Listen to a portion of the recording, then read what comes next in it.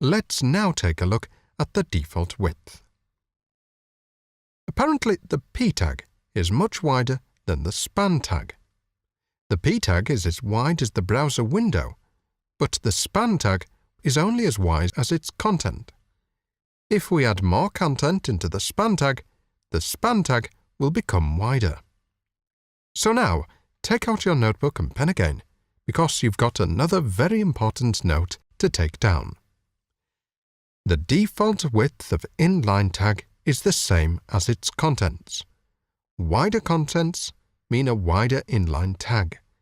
Narrower contents mean a narrower inline tag. But what about the default width of block tags? Are they the same as the browser window? No. The answer is most certainly no. The default width of a block tag is actually a rather complicated issue. A HTML code is a very strict hierarchical system. One HTML tag either wraps or is wrapped by another HTML tag.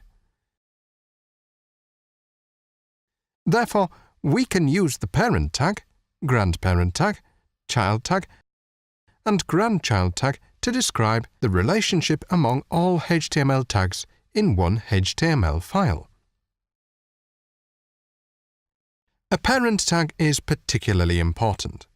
In the future, when you are learning more complicated CSS properties, you will often need to analyze the selected HTML tag's parent or even grandparent tag.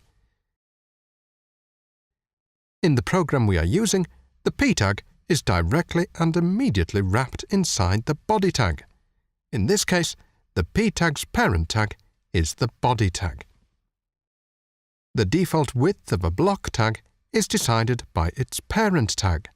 Therefore, in this case, the p tag's width is decided by the body tag. And importantly, the body tag is set by default to be as wide as the browser window. Therefore, the result we saw is that the p tag is of the same width as the browser window.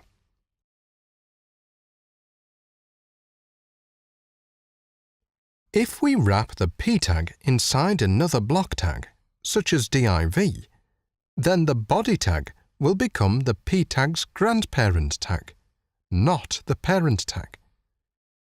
In this example, the p tag's width will be the same as the div tag. And if we set a width to the div tag, we can see that the p tag will no longer be as wide as the browser window.